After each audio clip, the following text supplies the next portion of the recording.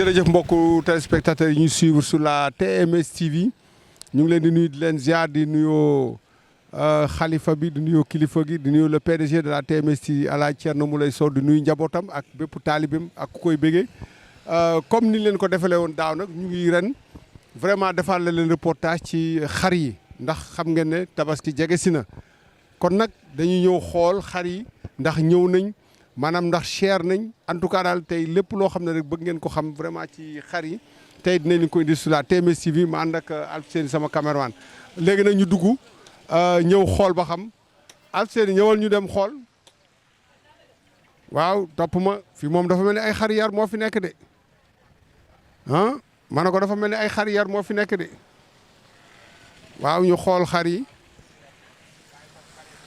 waaw ma ne ko fii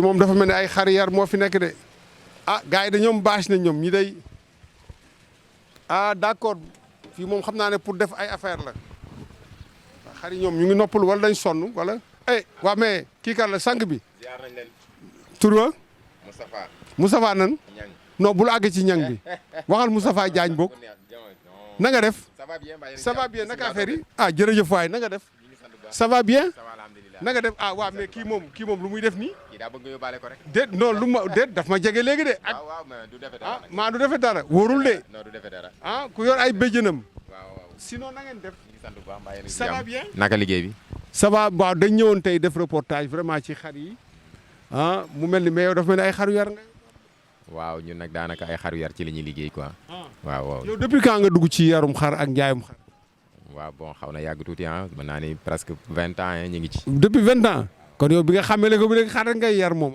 waaw yaa xaw na yàgg tuuti nag kon nag am nga tuuti expérience bien sûr waaw léegi dañu dégg ñu naan xar yi dafa cher alors xar yi dafa cher nag ñu ñëw na ci ñiy jaay est-ce que loolu ñu wax naan xar dafa cher moom mën nga ko dëggal bien sûr xar yi moom effectivement dafa cher waaw lu tax mu cher bon xam nga ku xar bi boo xoolee li mu lay dikkee dafa xaw a metti parce que tey boo jëndee ay xar bëgg leen taxawal 1 an ak dundu géeg yëpp day xaw a metti dafay moo tax vraiment. mais Moustapha bàyyi leen xar yi toujours ñu ngi dund. yaa ngi dégg mais bu leen ci raxas jaan yéen tam. d'accord mais xar yi bu ñuy dund dundee wuñ suuf. waaw dëgg la. dañuy jënd ripaas. ripaas bi ñuy jënd dafa cher ba dee. waaw moo tax nag xar mi tamit di cher aussi. waaw léegi nag ba nit ñi daal moom ren sama maas gi moom duñu am xar. ah kay dinañ am kenn ku nekk la nga tollool boo demee xool loolu rek bu soobee yàlla di nga am. mais lu nga tollool noonu mooy problème parce que dama dégg ñu ne xar bu tuuti boo maanaam doo laal est-ce que loolu mën nga ko dëggal. waaw mais xam nga tey xar boo doon jëndee 75000. waaw cette année si boo ñëwee peut-être dina egg ba 100000 francs. lu waral loolu. c'est amee li ma la wax léegi la. maanaam dundu xar yi dundu xar yi dafa yokk xar yi li ñu koy doon jëndee cher pour mu teg ci. voilà xar bu ndaw boo ko doon jënd tey doon ko jëndee 60000 actuellement nii di nga ko jëndee presque 60. waaw léegi bu ma jëlee exemple ci bii. waaw bii de moom bii yow yaa ko yar. non boobu moom yaruma ko mais sama benn kii moo ko man bii laa yar.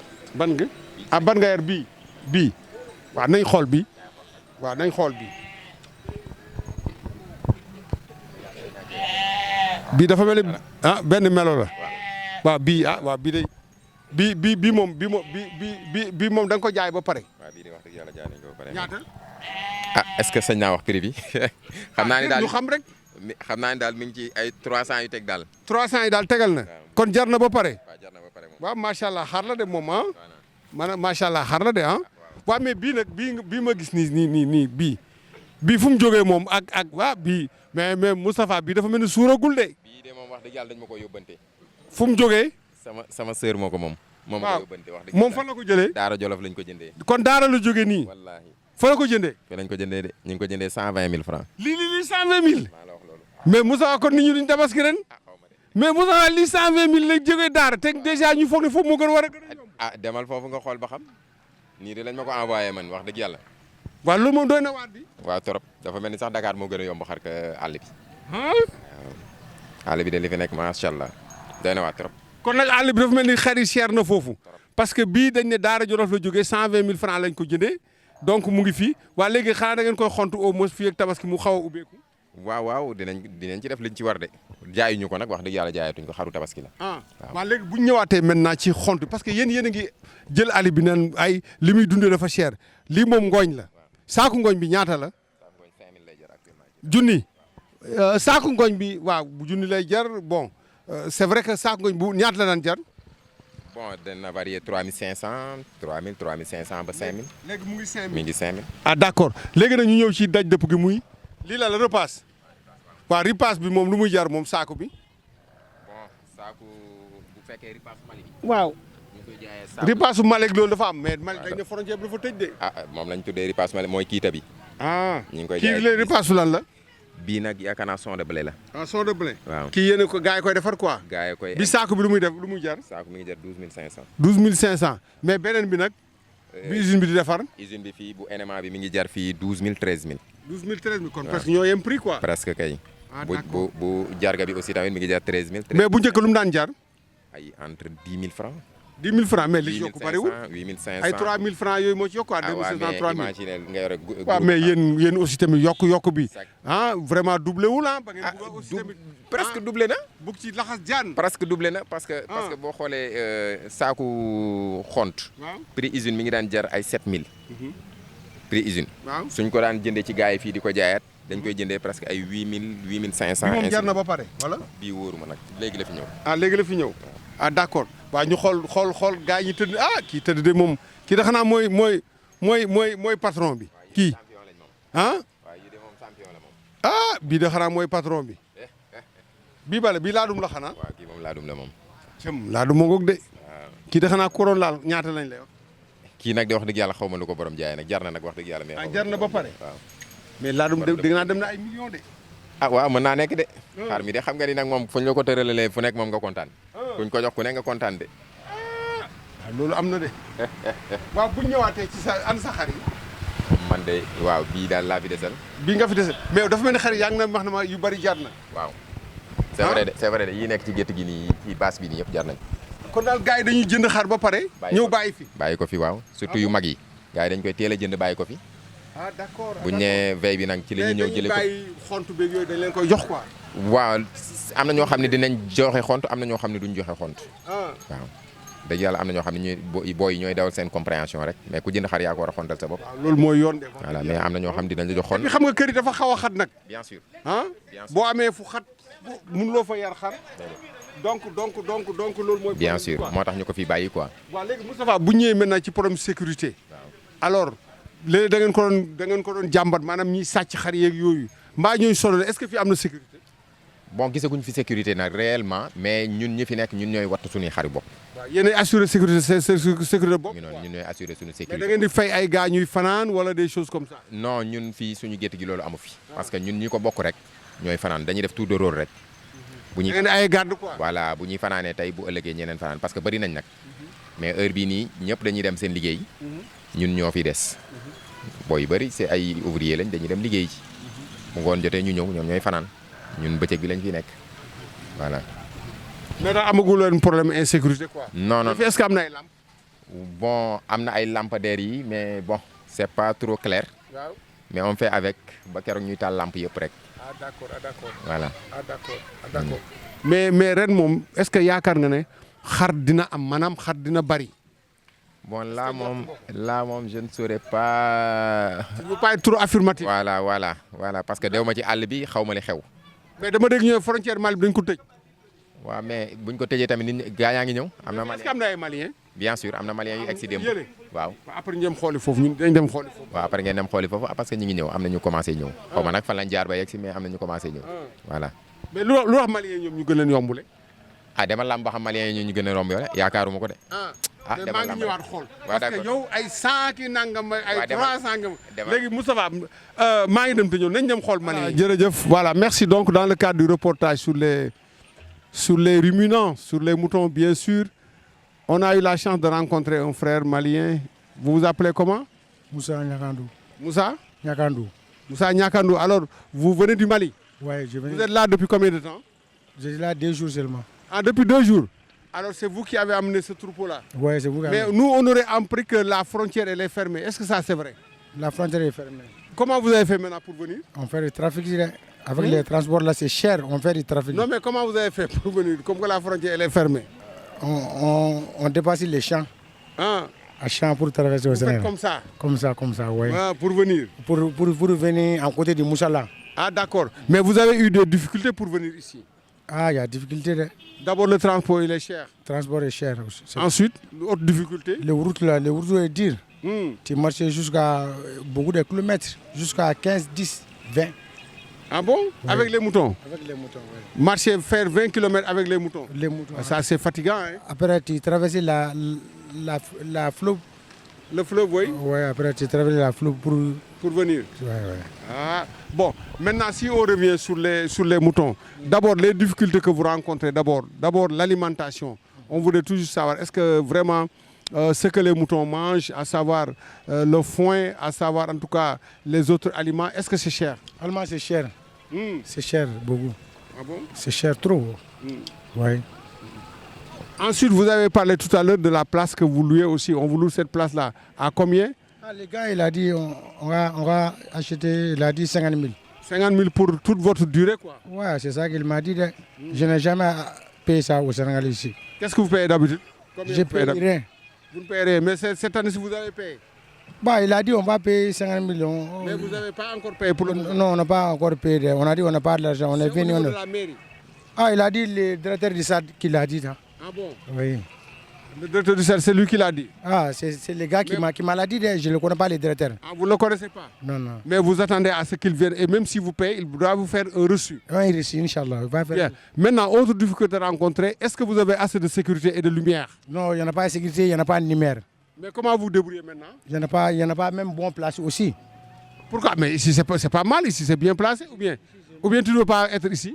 Non, ici c'est petit. C'est petit. Nous, les Maliens, on n'a pas gagné les places ici. Non, non, non. Les Maliens, votre place, c'est 300 mètres.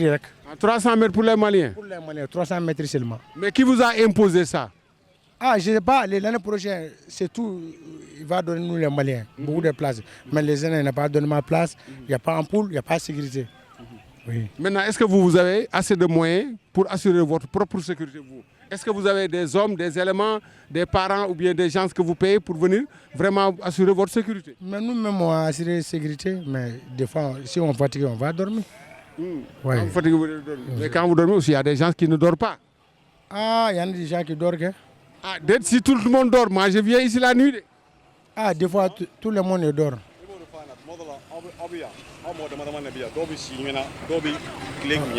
Qu'est-ce qu'il dit? Non, elle a dit qu'il n'y a pas de sécurité. C'est nous seulement qui fait la sécurité. Nous qui assurons la sécurité. Voilà, maintenant on voulait tout juste voir l'état.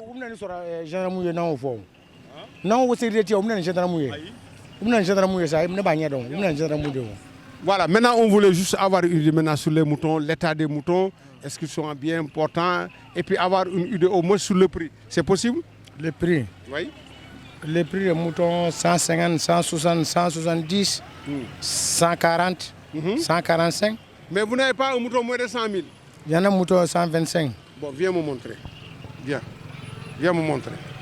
Alors, nous sommes toujours avec notre interlocuteur Moussa, vraiment un frère malien qui a eu la gentillesse quand même de nous accueillir et ensuite de nous guider dans ce reportage que nous faisons ici. Bon, par exemple, ce mouton-là, c'est à combien? C'est à 125. 125? Mais Moussa, c'est cher, hein? 125 000 francs. C'est pas cher. Les routes là, tu payes des millions.